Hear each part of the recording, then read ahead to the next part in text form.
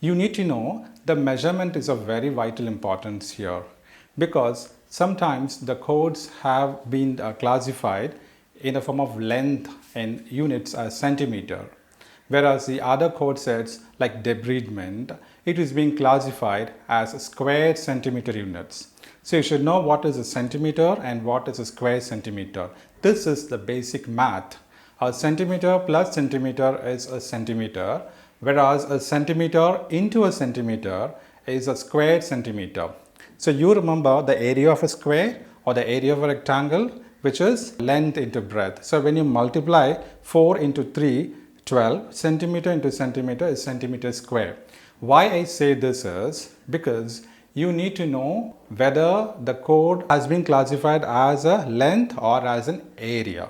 This is really important for you to know whether the units that is been given in these CPT codes is based on the unit as centimeter or as square centimeter, because that differentiates. When it is just a centimeter, it will be only the length of the lesion or the length of excision, whatever it is.